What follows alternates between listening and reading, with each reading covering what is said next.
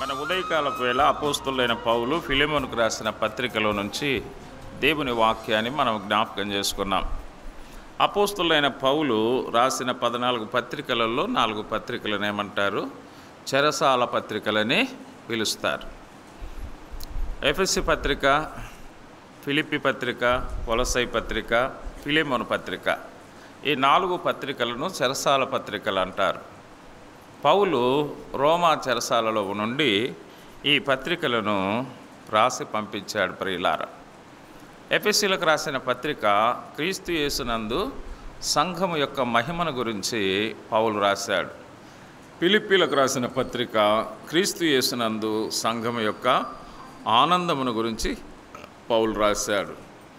కొలస్సీలకు రాసిన పత్రిక క్రీస్తు యేసునందు సంఘము యొక్క సంపూర్ణతను గురించి పౌలు రాశాడు.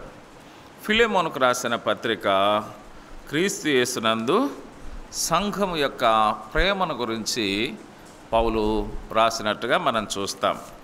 మనము ఈ ఫిలెమోనుకు రాసిన ఈ పత్రికలో 25 వచనాలు ఉన్నట్టుగా మనం చూడగలుగుతాం. ఈ పత్రిక ఎందుకోసం పౌలు గారు రాశారంటే 3 ముఖ్యమైన విషయాలు మనము జ్ఞాపకం చేసుకున్నాం. ఒకటి, ఫిలెమోనులో ఉన్న శ్రేష్టమైన అనుభవాలను బట్టి ఆయనను అభినందించడానికి ఈ పత్రిక పౌలు గారు రాశారు. కాబట్టి మన జీవితాల్లో కూడా శ్రేష్టమైన అనుభవాలు ఉన్నప్పుడు, అంటే దేవుని వాక్యానికి అనుకూలమైన అనుభవాలు ఉన్నప్పుడు తప్పకుండా మనం కూడా అభినందనలు పొందేవారంగా ఉంటాం. రెండవదిగా, ఒనేసిమును చేర్చుకోమని ఫిలెమోనును అభ్యర్థించడానికి ఈ పత్రిక పౌలు గారు రాశారు. మూడవదిగా, ఫిలెమోను యొక్క ప్రార్థనల ద్వారా ఫిలెమోనుకు లేదా కొలసై సంఘానికి పౌలు అనుగ్రహించబడాలన్న అపేక్షతో ఈ పత్రిక రాసినట్టుగా మనం చూస్తాం. ఈ పత్రిక యొక్క ముఖ్య ఉద్దేశం ఏంటంటే ప్రేమ, క్రీస్తు యేసునందు సంఘము యొక్క ప్రేమ. ఆ సంగతులు మనకు 15-16 వచనంలో చెప్పాడు పౌలు. ఆ 15-16లో ఏమంటాడంటే, అతడిక మీదట దాసుడుగా ఉండక దాసుని కంటే ఎక్కువ వాడుగాను, ప్రియ సహోదరుడుగాను, విశేషముగా నాకును శరీర విషయమును ప్రభు విషయమును మరి విశేషముగా నీకును ప్రియ సహోదరుడుగాను నీ యొద్ద ఎల్లప్పుడూ ఉండుటకే కాబోలు అతడు కొద్ది కాలం నిన్ను ఎడబాసి ఉండెను. అంటే ఈ ఒనేసిము ఫిలెమోను దగ్గర దాసుడుగా పనిచేసేవాడు. అయితే ఇప్పుడు ఏమంటున్నాడు ఫిలెమోనుతో పౌలు గారు? ఇప్పుడు అతడు దాసుడుగా ఉండక ప్రియమైన సహోదరుడుగా ఉండాలి. ఇప్పుడు నువ్వు అతని దాసునిగా చూడకూడదు, ఒక ప్రియ సహోదరునిగా నువ్వు చూడాలి అని చెబుతున్నాడు. ఇది క్రీస్తు యేసు యొక్క ప్రేమ. మనం కూడా ఒకప్పుడు పాపానికి దాసులుగా ఉన్నవాళ్ళము. అయితే పాప దాస్యము నుండి ప్రభు మనను విడిపించాడు, మనను రక్షించాడు, మన పాపములు క్షమించాడు. మనందరిని ఇప్పుడు ఏమేం చేశాడు? సహోదరులుగా చేశాడు. అందుకే మనము ఒకరికి ఒకరం దాసులముగా కాకుండా ఒకరితో ఒకరము సహోదరులుగా మనం ఉండాలి. సహోదర ప్రేమ. సహోదరుడు అంటే ఒకే ఉదరము నుండి వచ్చినవారు అని. మనమంతా కూడా ఒకే ఉదరం నుండి వచ్చాం. ఉదరం అంటే ఏంది? కడుపు. కడప కాదు, కడుపు. ఏ కడుపులో నుంచి వచ్చాము? ఆదాము హవ్వలలో నుంచే మనమంతా వచ్చాం. మనమంతా ఎక్కడి నుండి వచ్చాం చెప్పండి? ఆదాము హవ్వలలో నుంచే మనమంతా వచ్చాం. అంతే ప్రియులారా. మొట్టమొదటి పురుషుడు, మొట్టమొదటి స్త్రీ ఎవరు? ఆదాము హవ్వలు. మనమంతా వారిలో నుంచి వచ్చామన్నమాట. అందుకే సహోదరుడు అంటే ఒకే ఉదరములో నుండి వచ్చినవారు. అయితే ఆ తర్వాత కాలక్రమేణా కులాలుగా, మతాలుగా, జాతులుగా, దేశాలుగా, రాష్ట్రాలుగా, జిల్లాలుగా, గ్రామాలుగా విడిపోయినాం.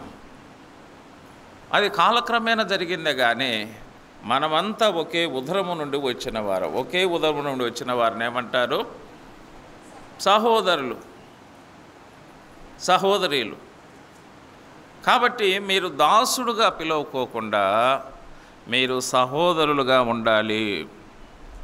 యేసు ప్రభువారు కూడా మనము పాపానికి దాసులమైండగా ప్రభువు మనను క్షమించాడు, రక్షించాడు. అలాగనే నీవు కూడా ఈ ఒనేసిమును క్షమించి నువ్వు దాసుడుగా కాకుండా సహోదరునిగా నువ్వు ఎంచు అని పౌలు గారు క్రీస్తు మన ఎడల చూపించిన ప్రేమను మనం ఇతరుల ఎడల కూడా చూపించాలి. అది చెప్పాడనమాట. క్రీస్తు మనను ప్రేమించాడు, అలాగనే మనము కూడా ఇతరులను ప్రేమించాలి. క్రీస్తు యేసునందు సంఘము యొక్క ప్రేమ అది. ఆ ప్రేమను మనం అనుభవిస్తూ ఉన్నాం. ఆ ప్రేమను ఇతరుల ఎడల మనము కనపరిచే వారంగా ఉండాలి అనేది మనకి ఫిలెమోను పత్రిక తెలియచేస్తూ ఉంది ప్రియులారా. అలాగనే ఈ పత్రికలో మనకు 11 వ్యక్తులు మనకు కనపడుతూ ఉన్నారు. ఈ 11 వ్యక్తులలో 3 మనకు ముఖ్యమైనటువంటి వ్యక్తులుగా మనకు కనపడతారు. వారిలో ఒకరు పౌలును గురించి మనం ధ్యానం చేస్తే పౌలులో మన ప్రభు అయిన యేసు యొక్క పోలికలు కనపడతాయి. అలాగనే రెండవది ఫిలెమోన్ గురించి మనం ధ్యానం చేస్తే ఫిలెమోన్లో ఒక నాయకుడు, ఒక సేవకుడు, ఒక పరిచారకుని యొక్క పోలికలు మనకు ఫిలెమోన్లో కనపడతాయి. అలాగనే మనం ఒనేసిమును గురించి మనం ధ్యానం చేస్తే ఒనేసిములో ఒక విశ్వాసి యొక్క పోలికలు మనకు కనపడతాయి ప్రియులారా. కాబట్టి విశ్వాసి యొక్క అనుభవం 30 అనుభవం, అలాగనే ఒక సేవకుడు, నాయకుడు, పరిచారకుని యొక్క అనుభవం 60 అనుభవం. అలాగనే ప్రభునందు ప్రియమైన వారులారా, క్రీస్తు యేసు యొక్క అనుభవం అది 100 అనుభవం. మనం 30 నుంచి 60కి రావాలి, 60 నుంచి 100కు రావాలి అంటే చివరికి మనమంతా క్రీస్తు యేసు యొక్క స్వారూప్యములోకి, ఆయన పోలికలోనికి మార్చబడాలి. మన లక్ష్యం ఏమిటి, మన గురి ఏమిటి అంటే అదే. మన గురి ఏమిటి, మన లక్ష్యం ఏంటంటే క్రీస్తు యేసు యొక్క స్వారూప్యంలోకి మార్చబడాలి. కొంతమంది చదివే పిల్లల్ని అడుగుతాం మనం, నీ గోల్ ఏమిటి అంటే నా గోలు నీట్ సాధించాలి, MBBS అంటారు. ఇంకా కొంతమందిని అంటే IIT అంటారు. ఇంకా కొంతమందిని అడిగితే సివిల్స్ సాధించాలి, నేను IAS కావాలి, IPS కావాలి, IRS కావాలి, IFS కావాలి. కొంతమంది గోల్ మనం చూస్తాం. ఇంకా కొంతమంది PhD చేయాలి, కొంతమంది BEd చేయాలి. వాళ్ళకు ఒక గోల్ ఉంటుంది, ఒక లక్ష్యం ఉంటుంది. ఆ లక్ష్యంతో వాళ్ళు ఏం చేస్తారు, వాళ్ళు చదువుతారు అంతే. ఆ లక్ష్యంతో చదువుతారు అంతే. చివరకు వాళ్ళు ఆ లక్ష్యాన్ని సాధిస్తారు. మనకు కూడా ఒక విశ్వాసికి ఏముండాలి, ఒక విశ్వాసికి రొట్టె రసం ఉంటే చాలన్నా అంటున్నాడు అట్ట ఒక ఆయన. ఏమి కావాలా, రొట్టె రసం ఉంటే చాలన్నా, దేవానికి స్తోత్రం, నాకు ఆత్రమని తిని వెళ్ళిపోతూ ఉంటానంటాడు. అది కాదు మన లక్ష్యము. మన లక్ష్యము క్రీస్తు యేసు యొక్క స్వారూప్యంలోనికి మార్చబడాలి, ఆయన పోలికలోనికి మార్చబడాలి. అది ముఖ్యమైనది మన లక్ష్యం. చాలామందికి లక్ష్యం ఏంటంటే ఆదివారం రావాలా, రొట్టె రసం తినాలా, ఇదే ఒక లక్ష్యం అంతే. ఇంకా దానికే పరిమితం అయ్యాం. అది ప్రభువును మనము జ్ఞాపకం చేసుకునే ఒక విధానం. అది ప్రభు చెప్పాడు, నన్ను జ్ఞాపకం చేసుకోండి అని, అంతే. ఆయన పోలికలోనికి మనం రావడం అనేది ముఖ్యమైన ఉద్దేశం ప్రియులారా. మనం ఏమవుతున్నామంటే అక్కడికే పరిమితం అయిపోతున్నాం. అలా కాదు, 30 నుంచి 60కి రావాలి, 60 నుంచి 100లోకి రావాలి. క్రీస్తు యేసు యొక్క స్వారూప్యంలోకి, ఆయన పోలికలోనికి మనం మార్చబడాలి. అలా మార్చబడాలన్నది ఎవరి ఉద్దేశం? అది పరలోకపు తండ్రి యొక్క ఉద్దేశం. తండ్రి యొక్క ఉద్దేశమే కాదు, మన యొక్క ఉద్దేశం కూడా ఉండాలి. అది తండ్రికి ఏమో ఉద్దేశం ఉంది, మనకు ఆ ఉద్దేశం లేకపోతే ఎట్లా? మా నాయనేమో ఎంబీబీఎస్ చదవాలంటున్నాడు, నాకు లేదు అంటూ ఉంటాడు కొంతమంది. మా నాయనేమో ఇంజనీర్ చదవాలంటున్నాడు, నాకు ఉండొద్దు. కొంతమంది పిల్లలు మా నాయనేమో బీడీ చేయమంటున్నాడు, నాకు ఉండొద్దు. ఏనా ఉన్నారా లేదా? ఇట్లా ఉన్నారా లేదా? నాయనకేముంది కానీ నాకు లేదు. చాలామంది చెప్పేది ఇదే. ఏమా మా అమ్మ ఎప్పుడు చదువు చదువు అంటుంది, నాకు చదువుకోవాలని ఉండద్దు.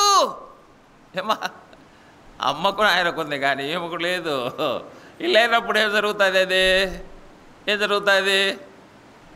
ఇక చదువు లేకపోతే పెళ్లి చేస్తారు.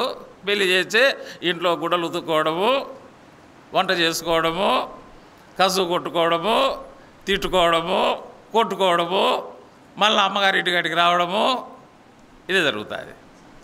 ఓ లక్ష్యం లేకపోతే ఏం జరుగుతుంది? ఏం జరుగుతుంది చెప్పండి? ఇవే జరుగుతాయి ఎక్కువ మందికి. అందుకే దేవుని బిడ్డలకు ఏముండాలంటే ఒక లక్ష్యం ఉండాలి. చదివే పిల్లలకు ఒక లక్ష్యం ఉండాలి. లక్ష్యం లేకుండా చదివితే మీ భవిష్యత్తు బాగుండదు.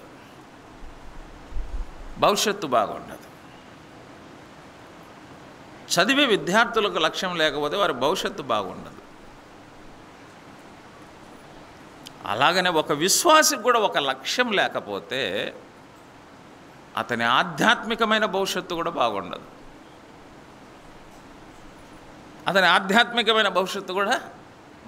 ఆశించినట్టుగా ఉండదు. అది చెప్పాడు. అందుకోసం మనం ఒక లక్ష్యంతో ఉండాలి. లక్షణంగా ఉండాలన్న కోరిక ఉంది కానీ లక్ష్యంతో ఉండాలన్న కోరిక చాలామందికి లేదు. లక్షణంగా ఉంటే చాలు నాయన, నా కూతురు లక్షణంగా ఉంటే, నా అల్లుడు లక్షణంగా ఉంటే, నా బిడ్డ కొడుకు లక్షణంగా ఉంటే, నా కోడలు లక్షణంగా ఉంటే చాలు. లక్షణంగా ఇది చాలామంది కోరిక. లక్ష్యము కలిగి ఉండాలి మనం. తప్పకుండా ఒక లక్ష్యం ఉండాలి. తప్పకుండా ఆ లక్ష్యం ఉన్నప్పుడు దాన్ని మనం సాధించడానికి మన శక్తి వంచన లేకుండా మనం ప్రయత్నం చేస్తాం. అది ప్రభునందు ప్రియమైన దేవుని బిడ్డలారా. కాబట్టి ఉదయకాలపు వేళ మనం ఒనేసిములో విశ్వాసి యొక్క పోలికలు మనము జ్ఞాపకం చేసుకున్నాం. ఒక వ్యక్తి విశ్వాసి అని ఎలాగ మనం చెప్తాము అని మనం జ్ఞాపకం చేసుకున్నాం. ఎలా చెప్తాం మనం విశ్వాసి అని? అతని మునుపటి జీవితానికి ప్రస్తుత జీవితానికి స్పష్టమైన ఏముండాలి? మార్పు ఉండాలి. స్పష్టమైన మార్పు ఉండాలి. ఆ మునుపటి జీవితానికి ప్రస్తుత జీవితానికి స్పష్టమైన మార్పు ఉండాలి. ఆ మార్పును గురించి మనలో ఉన్న పరిశుద్ధాత్ముడు సాక్ష్యం ఇవ్వాలి. మన కుటుంబ సభ్యులు సాక్ష్యం ఇవ్వాలి. మన సంఘములో ఉన్న నాయకులు, సేవకులు అనేవారు సాక్ష్యం ఇవ్వాలి. నిజమేనయ్యా అని. కాబట్టి ఆ స్పష్టమైన మార్పు ఉన్నప్పుడు ఆ సాక్ష్యాన్ని మనం సంపాదించుకుంటాం. స్పష్టమైన మార్పు ఉన్నప్పుడు ఏం సంపాదించుకుంటాం? ఆ సాక్ష్యాన్ని సంపాదిస్తాం. ఒనేసిము ఆ సాక్ష్యాన్ని సంపాదించుకున్నాడు పౌలు దగ్గర సంపాదించుకున్నాడు. ఇక్కడ సంపాదించుకొని ఎక్కడికి వెళ్తూ ఉన్నాడు? ఫిలేమోన్ దగ్గరికి వెళ్తూ ఉన్నాడు. ఈనాడుకున్న పరిస్థితులు ఏంటంటే ఒక చోట సాక్ష్యం పోగొట్టుని ఇంకో చోటుకి పోతారు. ఏమా ఇదే కదా జరిగేది ఎక్కువ. ఈడ దెబ్బ తినింది అనుకో ఈడ సరి చేసుకోరు, ఆడికి పోయి ఉంటారు. మళ్ళీ ఆడ దెబ్బతింటే మళ్ళీ ఆ నుంచి ఇంకో చోటుకి పోతారు. మళ్ళీ ఆడ దెబ్బతింటే మళ్ళీ ఆ నుంచి ఇంకో చోటుకి పోతారు.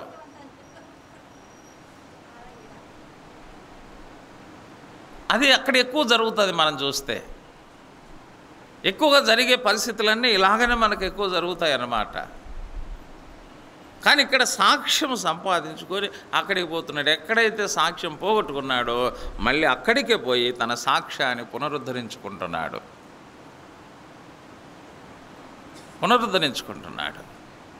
ఇది విశేషమైన ఒక గొప్ప అనుభవం. ఈ మధ్యాహ్న వేళ ఒనేసిమును గురించి నేను మరొక తలంపును జ్ఞాపకం చేయాలని నేను ఆశిస్తూ ఉన్నాను.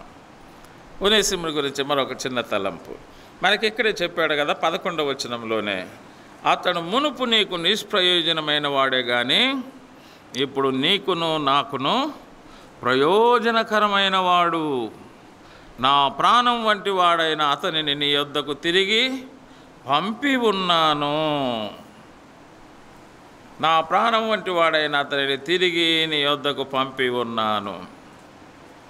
ప్రియమైన దేవుని బిడ్డలారా, మునుపు అతడు నిష్ప్రయోజనమైన వాడే, కానీ ఇప్పుడు అతడు నీకును నాకును ఏమయ్యాడు? ప్రయోజనకరమైన వాడాయను. నిష్ప్రయోజనమైన వ్యక్తి ఒక ప్రయోజనకరమైన వ్యక్తిగా మార్చబడ్డాడు. మనము కూడా ఒక ప్రయోజనకరమైన వ్యక్తులుగా మార్చబడాలి. మనలో ఉన్న ప్రయోజనకత్వాన్ని చూడాలి. అనేక మంది మన మార్పును చూసి దేవుని మహిమపరచాలి అని మనం చూసాం. అలాగనే మన ప్రయోజన కత్వాన్ని కూడా చూచి అనేక మంది కూడా దేవుని మహిమపరచాలి. దేవుని సంఘములో ఎటువంటి వ్యక్తులు ప్రయోజనకరమైన వారుగా ఉంటారో బైబిల్లో మనం చూద్దాం. చూడండి, దేవుని గ్రంథమైన బైబిల్లో గలతీ పత్రిక 5వ అధ్యాయం 26వ వచనం. గలతీ పత్రిక 5:6 వచనం, 5వ అధ్యాయము 6వ వచనాన్ని మనం చదువుదాం. గలతీలకు రాసిన పత్రిక 5వ అధ్యాయం 6వ వచనం. యవనస్తులు ఉంటే బైబిల్ చదవచ్చయ్యా బాబు. యేసుక్రీస్తునందు ఉండవారికి సున్నతి పొందుట యందు ఏమీ లేదు,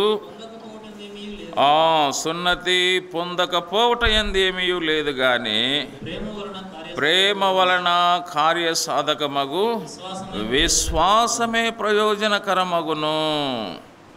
విశ్వాసమే ప్రయోజనకరమగును. సున్నతి కాదు ప్రయోజనకరం, విశ్వాసమే ప్రయోజనకరం. ఇక్కడ గలతీ సంఘములో ఒక గలిబిలి ఏర్పడింది. గలతీలో ఇక్కడ గలతీలో ఉన్నవారు ఎక్కువ మంది ఎవరున్నారంటే యూదా మత సంబంధులు ఉన్నారు. పౌలు వారికి సువార్త ప్రకటించాడు. చాలామంది ప్రభు అయిన యేసునందు విశ్వాసం ఉంచి రక్షించబడ్డారు. అయితే పౌలు వెళ్ళిపోయిన తర్వాత ఇంకొక బ్యాచ్ వచ్చింది అక్కడికి. పౌలు వెళ్ళిపోయిన తర్వాత ఇంకొక బ్యాచ్ వచ్చింది. ఈ బ్యాచ్ వచ్చి ఏం ప్రకటన చేసిందంటే, మనమందరము కూడా యూదులము కదా, మనమందరం కూడా యూదులం కదా, అబ్రహాముతో దేవుడు ఏమి నిబంధన చేశాడు? సున్నతి చేసుకోవాలనే నిబంధన చేశాడు కదా. అబ్రహాము సున్నతి చేసుకున్నాడు, అబ్రహాము ఇంట్లో ఉన్న వారికి సున్నతి చేసుకున్నాడు. కాబట్టి మనం అప్పటి నుండి ఇప్పటి వరకు దేవుని నిబంధన ప్రకారంగా ఏం చేసుకోవాలి? సున్నతి చేసుకోవాలి. సున్నతి చేసుకుంటేనే మనం రక్షించబడినట్లు అని ఒక వితండవాదం తీసుకొచ్చారు. మన మత పద్ధతి ప్రకారంగా మనం ఏం చేసుకోవాలి? సున్నతి. అయితే అబ్రహాము సున్నతి చేసుకోకముందే ఏమని తీర్చబడ్డాడు? దేవుని నమ్మి అతడు నీతిమంతుడని తీర్చబడ్డాడు. సున్నతి ద్వారా నీతిమంతుడని తీర్చబడలేదు అబ్రహాం. అతడు యెహోవాను నమ్మెను, అది అతనికి నీతిగా ఎంచబడెను అని మనకు ఆదికాండం 15వ అధ్యాయం 6వ వచనం అనుకుంటా అక్కడ రాయబడింది. సున్నతి ఎప్పుడు జరిగింది? ఆదికాండం 17వ అధ్యాయంలో సున్నతి నిబంధన దేవుడు చేశాడు. అంటే సున్నతి లేకముందే అబ్రహాం ఏమైనాడు? దేవుని యందు విశ్వాసం ఉంచి ఏమయ్యాడు? నీతిమంతుడుగా ఆయన తీర్చబడ్డాడు. ఈ సున్నతి నిబంధన దేవుడు ఎందుకు చేశాడంటే, ఈ సున్నతి చేసుకొనుట ద్వారా వీళ్ళను ప్రపంచ ప్రజల్లో నుండి ప్రత్యేకపరచడం కోసం. సున్నతి దేవుని ప్రజల్ని ఏం చేస్తున్నాడంటే అన్య జనాంగంలో నుంచి ఏం చేస్తున్నాడు? ప్రత్యేకపరుస్తున్నాడు. అది సున్నతి నిబంధన. ఈ సున్నతి చేసుకున్న వాళ్ళందరూ నా ప్రజలు అని చెప్పడానికి. ఇప్పుడు కొత్త నిబంధనలో సున్నతి ద్వారా కాదు దేవుడు ప్రత్యేకపరుస్తూ ఉన్నది. సున్నతి ద్వారా కాదు. ఇప్పుడు మన పాపాలు క్షమించుట ద్వారా మనను రక్షించడం ద్వారా అన్ని జనుల్లో నుండి మనని ఏం చేశాడు? ప్రత్యేకపరిచాడు. సున్నతి దేవుని ప్రజల ప్రత్యేకతను చూపించేది పాత నిబంధనలలో. సున్నతి రక్షణకు మూలము కాదు, అది చెప్పాడనమాట. అందుకే ఇప్పుడు సున్నతి కాదు ప్రయోజనం. ఏమిటి ప్రయోజనము? విశ్వాసమే ప్రయోజనము. అది కొంతమంది దేవుని నమ్ముకుంటారు కానీ ఇటువంటి వితండమైన వాదాలు చేస్తారు కొంతమంది. మనం దేవుని నమ్ముకొని ఉండాల్సిందే, అది చేయాల్సిందే, ఇది చేయాల్సిందే. ఆనాడు యూదా మతములు సున్నతి చేయాల్సిందే. అలాగనే మనం కూడా పలాని మతంలో నుంచి వచ్చాం, మనం కూడా పలాని కులంలో నుంచి వచ్చినాం, మన కుల పద్ధతి, మన మత పద్ధతి మనం ఆచరిద్దాం, ప్రార్థన కూడా చేపిద్దాం. కుల పద్ధతి, మత పద్ధతి ఆచరించుదాం, ప్రార్థన కూడా చేపిద్దాం అనేవాళ్ళు చాలామంది ఉన్నారు. ఉన్నారా లేదా? ఉన్నారు. ఇప్పుడు ఒకసారి ఇట్లే జరిగింది. ఒక ఇంట్లో స్తుతి కూడిక పెట్టుకున్నారు. ఏమన్నా స్తుతి కూడిక అంటే దేవుడు మేలు చేసినాడు అంటారు. చాలా తెలివిగా మాట్లాడతారు మన విశ్వాసులు. ఇప్పుడు చాలా తెలివి ఎక్కువ ఉంది. దేవుడు మేలు చేసినాడంటే చాలా మేలు చేసినాడు అన్నారు. స్తుతి కూడిక పెట్టారు. స్తుతి కూడిక వెళ్ళి జరిగించినాం. జరిగించిన తర్వాత అన్న భోంచేసి మీరు త్వరగా వెళ్ళండి అంటున్నారు. ఏం చేయాలంట? సహజంగా ఉండండి అన్నారు, వచ్చేపు అంటారు. వీళ్ళు ఏమంటారు? త్వరగా వెళ్ళండి అంటున్నారు. కారణం ఏంటి? ఇప్పుడు వాళ్ళ కుల పద్ధతి ప్రకారం ఒక కార్యక్రమం జరగాలడ. ఏం జరగాలి కుల పద్ధతి ప్రకారం కార్యక్రమం? అమ్మాయి పెద్ద మనిషి అయింది, బంధువులంతా వచ్చి పేరెంటాలు చేయాల. ఏం చేయాలా? ఇప్పుడు మా ప్రార్థన, మా పాటలు మా ప్రసంగాలు అయిపోయినాయి. ఇప్పుడు ఎవరు వచ్చినారు? ఇంకొక బ్యాచ్ వచ్చింది. అది మేము కిందికి దిగితే ఆ బ్యాచ్ పైకి వస్తుందంట.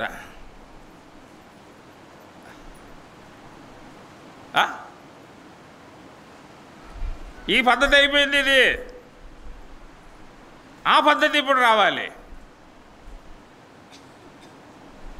ఈనాడు కూడా చాలా సంఘాల్లో ఇట్లున్నారా లేరా? అన్నా మీరు ప్రార్థన చేసుకోండి, మీరు పోండి, మా వాళ్ళు వస్తారు. అమ్మాయి పెద్ద మంచి అయింది, ఆ ప్రోగ్రాం. అమ్మాయి గర్భవతి అయింది, ఆ ప్రోగ్రాం. పిల్లోనికి పుట్టెంటుకలు, ఆ ప్రోగ్రాం.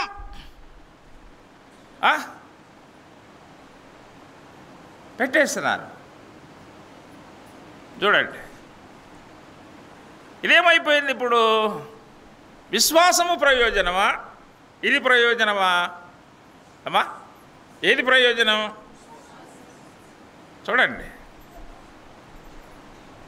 అందుకే చెప్తున్నాడు ఇక్కడ, విశ్వాసము ప్రయోజనమైనది. ఇవి ప్రయోజనకరమైనవి కాదు, కానీ మన వాళ్ళు ఈ ప్రయోజనకరమైనవి కాంటే పట్టుకుంటారు. ఏ కావాలా మాకు? యూదులకు సున్నతి కావాలా? మన వాళ్ళకేం కావాలా? ఈ ఆచారాలు కావాలా? ఏది ప్రయోజనం అంటే విశ్వాసమే ప్రయోజనం. నువ్వు నిజంగా ఒక విశ్వాసివైతే విశ్వాసముతో నువ్వు చేసే ప్రార్థన ప్రయోజనం. అంటే ఇటువంటివన్నీ కూడా నిష్ప్రయోజనం. అటువంటివన్నీ ఆచారాలు నిష్ప్రయోజనం, విశ్వాస సహితమైన ప్రార్థనలు ప్రయోజనమైనవి. ఒనేసిము ప్రయోజనకరమైన వాడంటే అర్థమైంది, నిష్ప్రయోజనమైన వాటిని విడిచిపెట్టి ప్రయోజనకరమైన విశ్వాసహితమైన ప్రార్థనలు చేస్తున్నా. అది అటువంటి వ్యక్తులు ప్రయోజనకరమైన వారు. నిష్ప్రయోజనమైన కార్యక్రమాలు జరిగిస్తూ ఉంటే ఆ వ్యక్తులు ఎప్పుడు కూడా ప్రయోజనకరమైన వ్యక్తులు కారు. అది చెప్పాడనమాట. ఇక రెండవదిగా మనం చెప్తాడు, మనం ఎటువంటి ప్రయోజనకరమైన వ్యక్తులుగా ఉండాలి. రెండవ మాట చూడండి, కొరింథీ మొదటి పత్రిక 13వ అధ్యాయం 3వ వచనం ఏమంటాడు? కొరింథీ మొదటి పత్రిక 13వ అధ్యాయము 3వ వచనం, బీదల పోషణ కొరకు నా ఆస్తి అంతయు ఇచ్చినను, కాల్చబడుటకు నా శరీరమును అప్పగించినను. ప్రేమ లేని వాడనైతే నాకు ప్రయోజనమేమీ లేదు. ప్రేమ కలిగి ఉంటేనే ప్రయోజనం. రెండవదిగా, మనము ప్రేమ కలిగిన వారంగా ఉన్నప్పుడే మనం ప్రయోజకులమవుతాం. ఇక్కడ ప్రేమను గురించి మాట్లాడుతూ ఉన్నాడు పౌలు 13వ అధ్యాయములో. ప్రేమను గురించి మాట్లాడుతూ ఉన్నాడు. ఆ ప్రేమ అంటే ఎలాగ ఉంటుందో చెప్తాడనమాట. చూడండి 4వ వచనం, ప్రేమ యొక్క లక్షణాలు చెప్తాడు అక్కడ. 4వ వచనం ఏమంటాడు? చదువయ్యా. ప్రేమ ఎంతకాలం సహిస్తుంది? దీర్ఘకాలం అంటే బతికినంత కాలం సహిస్తుంది. ప్రేమలో ఒక లక్షణం ఉంటుందంటే సహించేది. అది. రెండవది ఏమన్నాడు? దయ చూపించును. దయ చూపిస్తుంది. ఇది కఠినంగా ఉండదు. ప్రేమ అంటే మత్సరపడదంటే ఓర్వలేనిది కాదు. ప్రేమ మంచి పనులు చేస్తే అభినందిస్తుంది, చెడ్డ పనులు చేస్తే ఖండిస్తుంది. అంతేగాని అది మత్సరపడేది కాదు. ప్రేమలో ఏముండదు? డంబం ఏముండదు. ఈడ అంటే ఏవైనా కొన్ని మనం చేసినప్పుడు డప్పులు కొట్టుకుంటాం చూడి, అట్లాగా డంబాలేం చెప్పుకునేది కాదు ఇది ప్రేమ. అది చెప్పాడనమాట. తర్వాత అది ఉప్పొంగదు, అది పొంగిపోదు అనమాట. కొన్నిసార్లు మనం పొగిడితే పొంగిపోతాం, విమర్శిస్తే కుంగిపోతాం. ఇదేం ఉండదు, అది బ్యాలెన్స్గా ఉంటుంది అన్నమాట. ఆ తర్వాత ఏమన్నాడు? ఆ ప్రేమలో ఏముండదంటే అమర్యాద ఉండదు. అది అందరినీ గౌరవప్రదంగా చూస్తుంది ప్రేమ. అది చెప్పాడనమాట. దీనికి పక్షపాతం లేకుండా అందరినీ రెస్పెక్ట్ చేసేది ప్రేమ అన్నాడా. స్వప్రయోజనాలను పెద్దగా విచారించుకోదు. అది ఇతరుల ప్రయోజనాల గురించి ఎక్కువగా ఆలోచిస్తుంది ప్రేమ. యేసు ప్రభు వారు కూడా అంతే కదా. ఆయన తన ప్రయోజనం కోసం ఏం చేయలేదు, కానీ అందరి ప్రయోజనం కోసం మాత్రమే ఆయన ఆలోచించాడు. అది త్వరగా కోపడదంట. ముక్కు మీద కోపం ఉండదు. కొన్నిసార్లు కోపం అనేది మనకు అవసరమే. త్వరగా కోపపడదు అంటే విషయం తెలియకుండా తొందరగా కోపపడదు. అది కొన్నిసార్లు కోపపడవలసిన విషయాలు కోపపడాలి. అన్ని దానిలకు నవ్వుకుంటా ఉంటే పనులు జరగవు.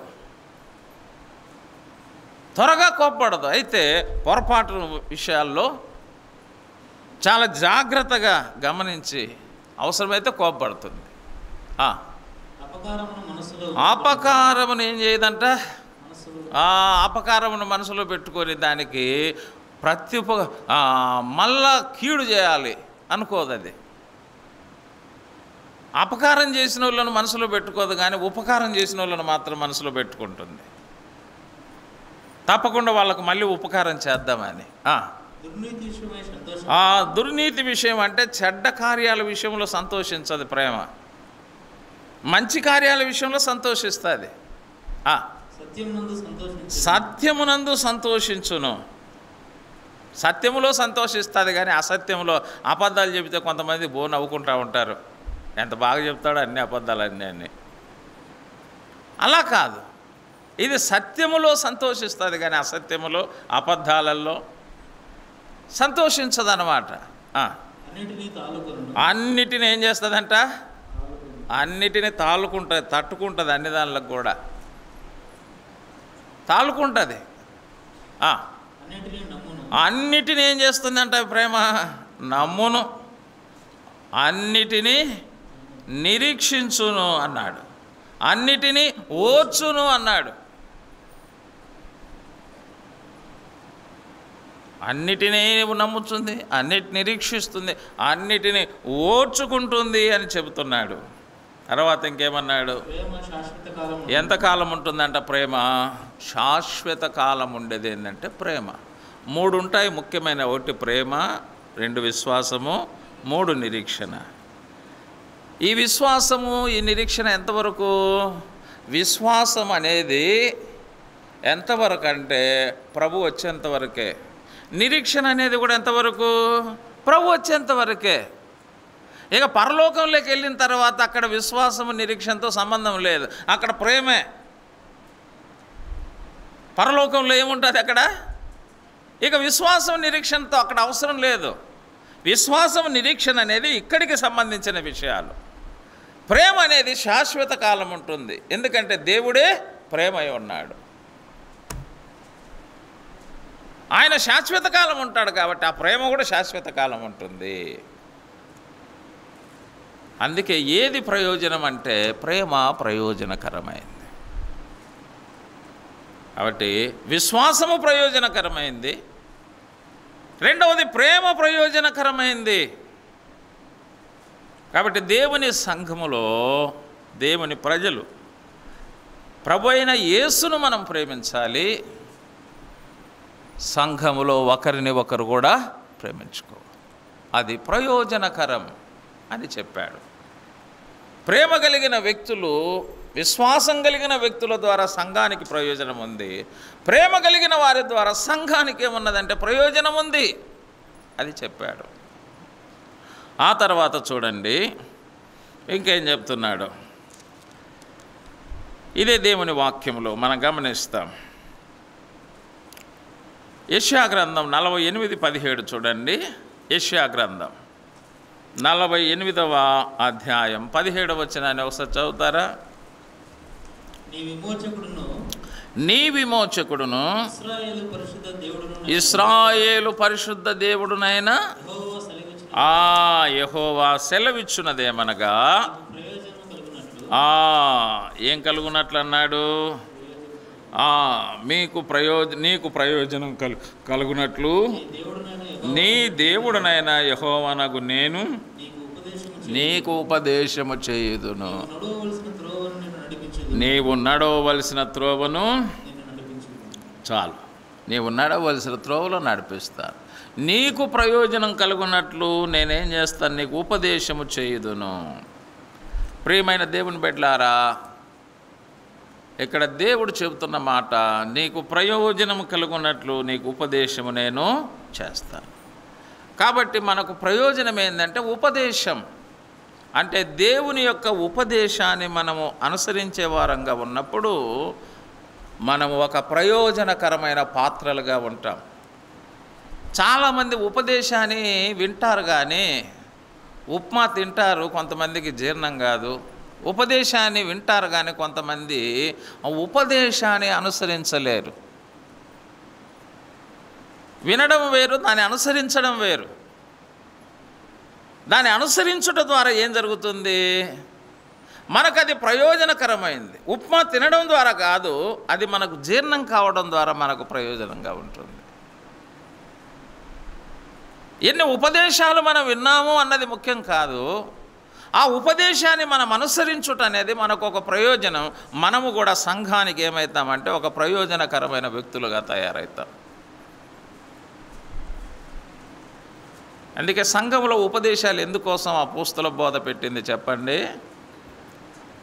నమ్మి బాప్తీసం పొందిన వారందరూ ఎక్కడున్నారంట? అపోస్తల బోధ యందు, సహవాసమందు, రొట్టె విరుచుట యందు, ప్రార్థన చేయుట యందు అప్పుడప్పుడు ఉండిరి, బుద్ధి పుట్టినప్పుడు ఉండిరి, బుద్ధి పుట్టకపోతే రాకపోయిరి, బోధిని వెళ్ళిపోయిరి అని కాదు. ఇవన్నీ రెగ్యులర్గా ఒక సిస్టమ్ ఎందుకు ఏర్పాటు చేశాడు దేవుడు అంటే, ఈ ఉపదేశము ద్వారా వారు ఏం పొందాలంటే ప్రయోజనం పొందాలి. ఆ ఉపదేశాన్ని విని, ఉపదేశాన్ని అనుసరించి వారు ఒక ప్రయోజనకరమైన పాత్రలు కావాలి. అందుకే మనకి ఈ అపోస్తల బోధ, వాక్య కూడికలు, ఉపదేశాలు. అది ప్రియమైన దేవుని బిడ్డలారా, కాబట్టి ఉపదేశం విని ఉపదేశం అనుసరించే వ్యక్తులు ఏమవుతారంటే ప్రయోజనకరమైన వ్యక్తులు. ఆ తర్వాత మనం గమనిస్తాం, తిమోతికి రాసిన మొదటి పత్రిక 4వ అధ్యాయం 8వ వచనం చూడండి. 4:8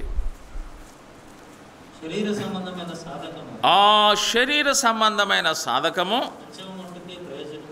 కొంచెం మటుకే ప్రయోజనకరం. ఎంతవరకు ప్రయోజనకరం అంట? కొంచెం మటుకే ప్రయోజనకరం. అవును, కానీ దైవభక్తి ఇప్పటి జీవం విషయంలోనూ రాబో జీవం విషయంలోనూ వాగ్దానముతో కూడినదైనందున అది అన్ని విషయములలో ప్రయోజనకరమైనది అన్నాడు. శరీర సంబంధమైన సాధకము అంటే కొంతమంది ఇవి చేస్తూ ఉంటారు కదా, జిమ్ముకు వెళ్తూ ఉంటారు, మార్నింగు కూడా పోయి అక్కడ బాగా వ్యాయామం చేస్తూ ఉంటారు. ఇవన్నీ కూడా ఎంతవరకు ప్రయోజనకరం అన్నాడు? కొంచెం మటుకే ప్రయోజనకరము. అంటే ఈ లోకంలో మనం జీవిస్తున్నంతకాలం మనకు అవి ప్రయోజనకరం, కొంచెం మటుకంటే.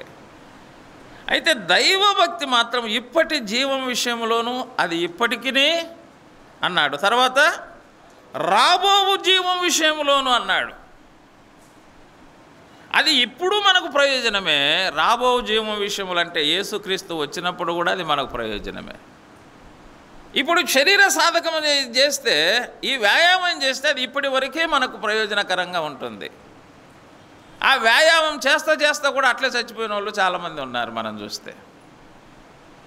ఈ మధ్య కర్ణాటకలో ఒక సినిమా హీరో, ఆయన ఫిట్నెస్ చేస్తూ కూడా అక్కడే ఏమైపోయినాడని రాయబడింది పేపర్లో, అక్కడే చనిపోయినాడంట. మరి చూసారా? ఇలాగ చాలామంది.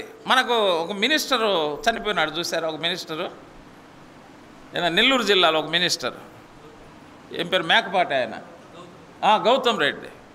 ఆయన కూడా మంచి జిమ్ చేస్తాడంట. ఆయన కూడా చనిపోయినాడు మనం చూస్తే. అంటే ఈ శరీర సంబంధమైన సాధకము అది కొంచెం మటుకే మనకు ప్రయోజనకరంగా ఉంది మనం చూస్తే. కానీ దైవభక్తి అది ఇప్పటికీ మనకు ప్రయోజనంగా ఉంది, రాబో కాలానికి కూడా అది ప్రయోజనకరంగా ఉంది దైవభక్తి. అందుకే మనం ఎక్కువగా దేని సాధనం చేయాలి? భక్తిని సాధకం చేయాలి. భక్తి జీవితాన్ని మనం సాధకం చేయాలి, అది చెప్పాడనమాట. అది మనకు ప్రయోజనకరం. అటువంటి భక్తిని సాధకం చేసిన వాళ్ళు భక్తులైతారు, అంతే కదా. జిమ్ముకు పోయి సాధకం చేస్తే ఏమవుతారు? వాళ్ళు వెయిట్ లిఫ్టర్లు అవుతారు, బాడీ బిల్డర్లు అవుతారు, 6 ప్యాక్ వస్తుంది కదబా. అప్పుడు వాళ్లకు కొన్ని అవకాశాలు వస్తాయి, వాళ్ళకు కూడా. అలాగనే భక్తిని సాధకం చేస్తే మనము ఎంతో ప్రయోజనకరమైన వ్యక్తులుగా అయిపోతాం, భక్తిని సాధకం చేసిన వారు. సంఘానికి ఎవరు ప్రయోజనకరమైన వ్యక్తులంటే భక్తిని సాధకం చేసి భక్తులుగా జీవించేవారు. ఆ సహోదరుడు ఒక భక్తుడు, ఆ సహోదరి ఒక భక్తి. దానియేలు గురించి ఏం రాయబడిందంటే, అతడు దేవుని యందు భక్తి గలవాడైనందున దేవుడు అతని ప్రార్థన ఆలకించి సింహముల నోర్లను మూశాడు. చూసారా? భక్తి జీవితం ఎంత ప్రయోజనకరమైందో మనం చూస్తాం. అతడు ఆ దేశానికి ప్రయోజనకరమైనాడు, అతడు దేవునికి ప్రయోజనకరమైన వ్యక్తి అయినాడు. భక్తి కలిగిన వారు దేశానికి ప్రయోజకులుగానే ఉంటారు, దేవుని దృష్టిలో వారు ప్రయోజనకరమైన వ్యక్తులుగానే ఉంటారు. ఈనాడు అంతా భక్తిహీనత ఎక్కువగా విస్తరిస్తూ ఉంది. ఎక్కడ చూసినా భక్తిహీనత. అందుకే మనం భక్తిని సాధకం చేద్దాం. భక్తి కలిగిన వారు ఎప్పుడు కూడా వాళ్ళు ప్రయోజనకరమైన వ్యక్తులుగానే ఉంటారు. కాబట్టి ఒనేసిము ఒక భక్తి కలిగిన వ్యక్తిగా, భక్తిని సాధకం చేస్తున్న వ్యక్తిగా ఉన్నాడు. అందుకే అతడు ఒక ప్రయోజనకరమైన వాడు. ఆ తర్వాత మనం చూస్తే చూడండి, ఇంకా తిమోతికి రాసిన రెండవ పత్రిక 4వ అధ్యాయం 11వ వచనం చూడండి. తిమోతి 2వ పత్రిక 4:11. లూకా మాత్రమే నా యుద్ధం ఆ లూకా మాత్రమే నా యొద్ద ఉన్నాడు, మార్కును వెంట పెట్టుకొని రమ్ము, అతడు పరిచారము నిమిత్తం నాకు ప్రయోజనకరమైన వాడు. దేనికోసం? పరిచారము నిమిత్తం. అలాగనే ఈ ఒనేసిము కూడా పౌలుకు అక్కడ జైల్లో ఏం చేస్తూ ఉన్నాడని రాశాడు కింది వచనాల్లో. అతడు నీకు బదులుగా నాకు ఉపచారము చేయుచున్నాడు అన్నాడు. ఒనేసిము కూడా ఏం చేస్తున్నాడంటే ఉపచారం చేస్తున్నాడంటే పరిచర్య చేస్తూ ఉన్నాడు. ఇక్కడ మార్కును గురించి పౌలు రాశాడు తిమోతికి, ఓ తిమోతి, లూకా ఒక్కడే నా యొద్ద ఉన్నాడు, నువ్వు మార్కును వెంట పెట్టుకొని రమ్ము, అతడు పరిచారం నిమిత్తం నాకు ప్రయోజనకరమైన వాడు. ఒకప్పుడు ఈ మార్కును గురించి పౌలు అభ్యంతరం చెప్పాడు. పౌలు బర్నబా మొదటి స్వార్థ యాత్రకు వెళ్ళినప్పుడు వారి వెనక ఎవరున్నారంటే వాళ్ళ వెంట మార్కు ఉన్నాడు. అయితే ఈ మార్కు పంపూలియాకు వచ్చినప్పుడు ఏం చేశాడంటే చెప్పబెట్టకుండా ఇంటికి వెళ్ళిపోయినాడు మార్కు. ఈ మార్కు ఏం చేశాడంటే చెప్పబెట్టకుండా వెళ్ళిపోయినాడు, ఒక పరిచర్య చేసే వ్యక్తి. మళ్ళీ రెండవ సువార్త యాత్రకు వెళ్ళేటప్పుడు బర్నబా ఏమన్నాడంటే మళ్ళీ ఇదే మార్కును మనం వెంట పెట్టుకొని వెళ్ళిపోదాం అన్నాడు. దానికి పౌలు ఏం చేశాడు, మనం మొదటిసారి వెళ్ళినప్పుడు మధ్యలో చెప్పబెట్టకుండా వెళ్ళిపోయాడు యవనస్తుడు, ఇప్పుడు రెండవసారి వెళ్ళేటప్పుడు మళ్ళీ ఇతన్ని వెంట పెట్టుకొని పోతే మళ్ళా చెప్పబెట్టకుండా వెళ్ళిపోతాడు, ఇతడు మనకు వద్దు అన్నాడు. కానీ ఇప్పుడు అదే మార్కును గురించి ఏమంటున్నాడు పౌలు, ఇతడు కావాలా అంటున్నాడు. కొన్నిసార్లు సంఘములో సంఘ పెద్దలు నాయకులు నువ్వు ఆ పని చెయ్యొద్దులే అంటారు. అప్పుడు మనం ఫీల్ కావద్దు.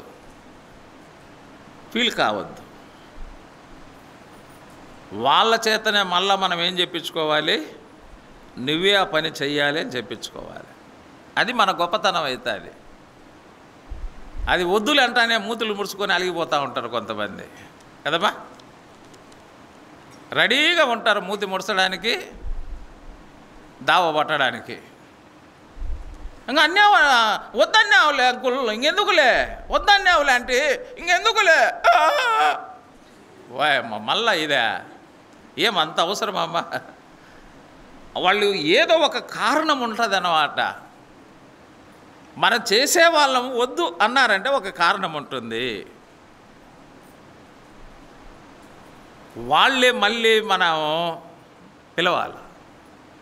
ఇప్పుడు ఈ మార్కును పౌలు వద్దన్నాడు ఒకప్పుడు, ఇప్పుడు అదే పౌలు ఏమంటున్నాడు, వెంట పెట్టుకొనిరా, అతను పరిచర్య నిమిత్తం నాకు ప్రయోజనకరమైన వాడు అన్నాడు.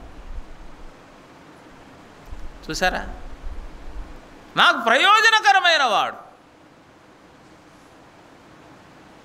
ప్రియమైన దేవుని బిడ్డలారా, కొన్నిసార్లు మనకంటే పెద్దవాళ్ళు కొన్ని విషయాలలో మన విషయంలో అభ్యంతరకరంగా ఉంటారు. మనం ఆ విషయాలు ఆలోచన చేసి ఎందుకోసం నా విషయంలో అభ్యంతరంగా ఉన్నారు, నేను సరి చేసుకోవాల్సిన ఏమైనా ఉంటే సరి చేసుకుందాం అని సరి చేసుకోవాలి. తర్వాత వాళ్ళే పిలుస్తారు మనను, మన మీద కోపంతో కాదు, మనం సరి చేసుకోవడానికే కొన్నిసార్లు వాళ్ళు అలాగ చెప్తారన్నమాట. అంతేగాని మననేదో చిన్నతనంగా చూడడం కాదు, మనని అవమానపరచడం కాదు, అగౌరవపరచడం కాదు. మనము భవిష్యత్తులో ఒక మంచి ప్రయోజనకరమైన పాత్రలుగా ఉండాలన్నదే వారి యొక్క ఉద్దేశంగా ఉంటుంది ప్రియులారా, వారి యొక్క ఉద్దేశంగా ఉంటుంది. అది చెప్పాడు. కాబట్టి ఇక్కడ ఒనేసిము పౌలుకు మంచి పరిచారకుడుగా ఉన్నాడు. అదేవిధంగా మార్కు ఒక మంచి ప్రయోజనకరమైన వారుగా ఉన్నాడు. మంచి ప్రయోజనకరమైన పరిచర్య చేసేవారు సంఘానికి ఎప్పుడైనా ఒక ప్రయోజనకరమైన వారు. పరిచర్య చేసేవాళ్ళు ప్రయోజనకరమైన వ్యక్తులు. వ్యక్తిగత పరిచర్య ఉంది, కొంతమంది వ్యక్తిగతంగా బాగా పరిచర్య చేస్తారు. మన సహోదరుడు రామనాథ్ రెడ్డి ఉన్నాడు, ఆయన వ్యక్తిగతంగా బాగా పరిచర్య చేస్తాడు. కొంతమందికి ఉన్నాయి, కొంతమంది కుటుంబ పరిచర్య బాగా చేస్తారు.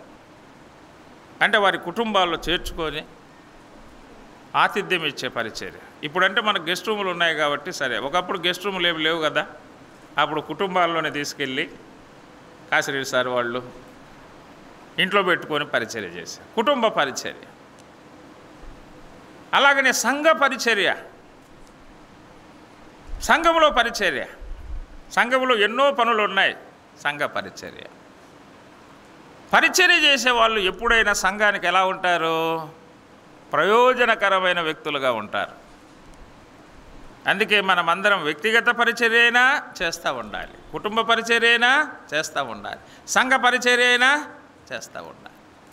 పరిచర్య చేసేవారు ప్రయోజనకరమైన పాత్రలే వాళ్ళు, అది చెప్పారు. ఆ తర్వాత మనం గమనిస్తే ప్రభునందు ప్రియమైన దేవుని బిడ్డలారా, హెబ్రీ పత్రిక 13వ అధ్యాయం 17వ వచనం చూడండి. 13వ అధ్యాయం 17వ వచనం. మీ పైన నాయకులుగా ఉన్నవారు ఏం చేయాలి? నాయకులుగా ఉండేవాళ్ళు ఏం చేస్తారమ్మా? నాయకులు అంటే వినాయకులు కాదు, విగ్రహాలు కాదు ఆడ కూర్చోబెట్టడానికి. వాళ్ళు ఎవరు? లెక్క ఒప్పజెప్పేవాళ్ళు. అది లెక్కలేని తరంగా ఉండేవాళ్ళు కాదు నాయకుడు. ఎప్పుడు నాయకుడు అంటే లెక్క చెప్పేవాడు నాయకుడు అవుతాడు. లెక్కలేని తనంగా ఉంటే ఆ వ్యక్తి అన్నాడు కూడా నాయకుడు కాదు. అదే చెప్పాడు అక్కడ. చదవండి. నాయకుడు అంటే ఎవరు? లెక్క చెప్పేవాడు, ఆత్మలను కాసేవాడు. ఊరికే కూసేవాడు కాదు, కాసేవాడు. దావీదు కూడా గొర్రెలను కాస్తూ ఉంటే ఏమొచ్చినాయి? ఒకసారి ఎలుగుబంటి వచ్చింది, దాంతో పోరాడినాడు. సింహం వచ్చింది, దాంతో పోరాడినాడు. అంటే తన ప్రాణాలు సైతము ఫనంగా పెట్టేవాడు నాయకుడు అంటే. అది ఊరికేదో 4 మాటలు చెప్పేవాడు కాదు నాయకుడు. ఆత్మలను కాచేవాడు. అందుకే నాయకత్వం కావాలని కోరుకోబాకండి. నాయకత్వం అనేది చాలా ఉన్నతమైనది, దాని బాధ్యత చాలా ఉన్నతమైనది. స్టేజీల మీద కనపడేది కాదు, ప్రకటనలు చేసేది అనేది కాదు ముఖ్యమైనది. దాని బాధ్యత చాలా ఉన్నతమైనది, అది నాయకత్వ బాధ్యత. అది ఇంకేమన్నాడు? వారు దుఃఖముతో ఆ పని చేసిన ఎడల.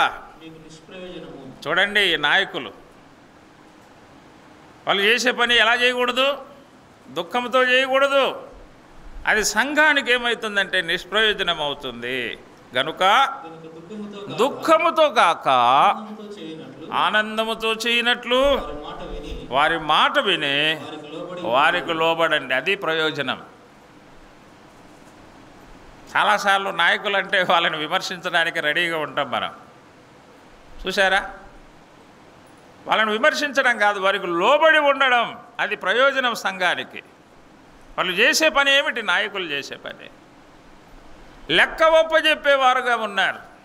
దేవునికి లెక్క చెప్పాలి, సంఘానికి కూడా లెక్క చెప్పాలి. దేవుడు తమకు అప్పగించినటువంటి ఆత్మలను వారు కాయాలి జాగ్రత్తగా. వారి కోసం ప్రార్థన చేస్తూ, వారికి వాక్యం చెప్తూ, వారిని దర్శిస్తూ, దుర్బోధకు వారు ప్రభావం కాకుండా వారిని కాపాడుతూ ఉంటారు. ఎంత గొప్ప బాధ్యత అనుకుంటున్నారు ఇది. కొన్నిసార్లు సంఘ పెద్దలు అంటే ఏముందిలేబ్బా, సంఘ పెద్దలు పెద్ద అది ఇది అనుకుంటారు. సేవకుడు అంటే ఏముందిలేబ్బా, అక్కడ కూర్చొని మనం మాట్లాడడం కాదు, కానీ బాధ్యత చాలా ఉన్నతమైనది అది. కాబట్టి వాళ్ళని మనం విమర్శించకూడదు, వాళ్ళకు దుఃఖం కలిగించే విధంగా మనం వ్యవహరించకూడదు. అప్పుడు ఏమవుతుంది? సంఘానికి అది నిష్ప్రయోజనం అయిపోతుంది. అలా కాకుండా వారి మాట వినాలి, మనం వారికి లోబడి ఉండాలి. అప్పుడు వారి పరిచర్య ఏమవుతుందంటే సంఘానికి ప్రయోజనకరంగా ఉంటుంది. బ్రదర్ మేమున్నాం అనాలి. మేము మీకు తోడుగా ఉంటాం, మీకు అండగా ఉంటాం, మీ పనిలో మేము సహకారులుగా ఉంటాం, మీరు చెప్పింది మేము చేస్తాం అన్నప్పుడు వాళ్ళు ఏం చేస్తారంటే ఆనందంతో ఆ పని చేస్తూ ఉంటారు. చాలా సంఘాలలో నాయకత్వంలో ఉండేవాళ్ళు పాపం చాలా బాధతో ఉంటారు తెలుసా? కారణం ఏమిటి? వాళ్ళని విమర్శించే వాళ్ళు ఎక్కువ, వాళ్ళని అగౌరవపరిచే వాళ్ళు ఎక్కువ, వాళ్ళ మాట లెక్కలేనితనంగా చూసేవాళ్ళు ఎక్కువ. అందుకే వాళ్ళు చాలా దుఃఖముతో బాధతో వాళ్ళు చేస్తూ ఉంటారు. అప్పుడు అది సంఘానికి ఏమవుతుందంటే ఏమాత్రం ప్రయోజనం కాదు వారి పరిచర్య. సంఘానికి వారి పరిచర్య ప్రయోజనం ఎప్పుడవుతుంది? అది వారి మాట మనం వినాలి, వారికి లోబడి ఉండాలి. అది మనకు బైబిల్ నేర్పిస్తున్నటువంటి సత్యం. తర్వాత ఇదే 13వ అధ్యాయం 7వ వచనంలో కూడా ఏమన్నాడు? 7వ వచనం, మీకు దేవుని వాక్యం బోధించి మీ పైన నాయకులుగా ఉన్న వారిని జ్ఞాపకం చేసుకొని వారి ప్రవర్తన ఫలమును శ్రద్ధగా తలంచుకొనుచు వారి విశ్వాసమును అనుసరించండి అన్నాడు. కాబట్టి నాయకులను మీరు అనుసరించండి, అవమానపరచకండి, ఆవేదన తెప్పించద్దండి, అది చెప్పారు. కాబట్టి ఎవరు సంఘానికి ప్రయోజనకరమైన వారంటే సంఘ నాయకత్వానికి అనుసరిస్తూ సంఘ నాయకత్వానికి లోబడి ఉన్నవారే సంఘానికి ఏమవుతారంటే వారు ప్రయోజనకరమైన వారవుతారు. కొన్ని చోట్ల ఇద్దరు కలిసినారంటే నాయకుని విమర్శిస్తూ ఉంటారు.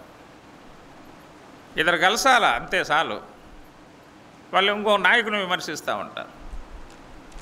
అది కాదు.